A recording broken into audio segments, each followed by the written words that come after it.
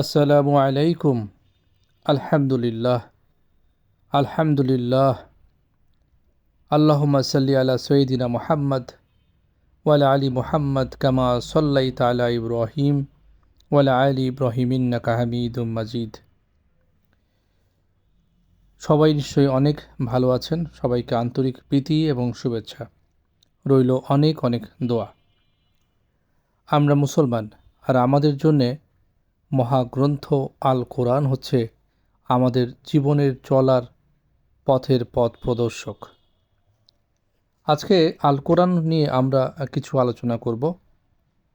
এটা মহান রবের পক্ষ থেকে মানব জাতির জন্য হেদায়েতের সর্বশেষ এবং চূড়ান্ত আসমানি কিতাব।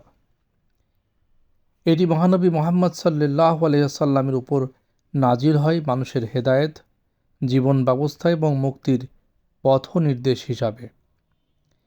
এখন আলোচনা করা যাক এই মহাগ্রন্থের সংক্ষিপ্ত পরিচয় নিয়ে।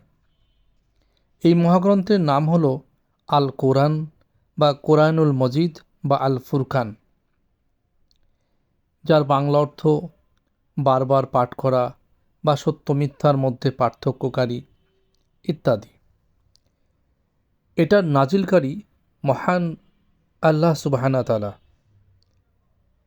আর এটা নাজিল হয় ফেরেশতা জিবরাইল আলাইহিস সালামের মাধ্যমে আমাদের প্রিয় নবীজি মুহাম্মদ মুস্তাফা সাল্লাল্লাহু আলাইহি সাল্লামের উপর 23 বছর ধরে নাজিল হয় এই মহাগ্রন্থ। এই কোরআন মজিদের ভাষা বিশুদ্ধ আরবি।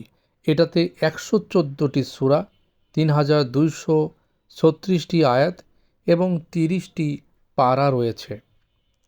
এগুলো সব মানবজাতির হেদায়েতের জন্যে।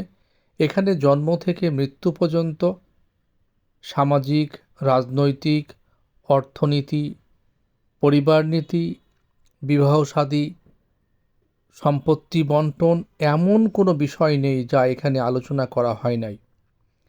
এমন কোনো বিষয় নেই যে বিষয়টি এখানে অনুপস্থিত।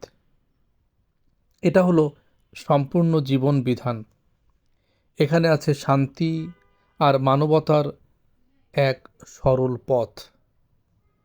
এখানে রয়েছে যারা হেদায়েত পেতে চায় তাদের জন্যে হেদায়েতের সহজ সরল পথ, যা দিয়ে তারা দুনিয়া এবং আখিরাতের কামিয়াবি লাভ করতে পারে, কল্যাণ লাভ করতে পারে।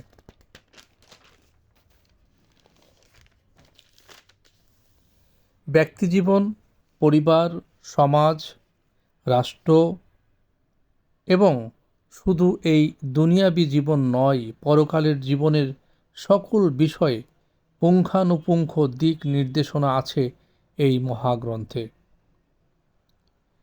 এই মহাগ্রন্থ হলো মহান আল্লাহ পাকের পক্ষ থেকে দিক নির্দেশনা, এবং এই মহাগ্রন্থটি গভীর জ্ঞানপূর্ণ বিভিন্ন ধরনের দিক নির্দেশনা দ্বারা পরিপূর্ণ। এই কিতাবে আছে দুনিয়ার এবং আখিরাতের সফলতার সরল পথ। আল্লাহ সুবহানাহু ওয়া তাআলা মানুষের উপর কোনো কিছুই চাপিয়ে দেন না যা তার বহন করার ক্ষমতা নেই। এই কিতাব রাজা প্রজা সবার জন্যে। এই কিতাব নাজিল হয়েছে পাঠ করার জন্যে।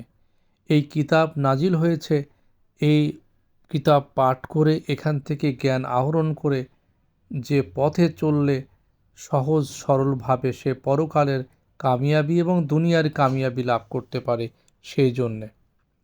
এই কিতাবকে শুধু ঘরে টাঙিয়ে দেওয়ার জন্যে না, ঘরে উঁচু জায়গাতে রেখে দেওয়ার জন্যে না।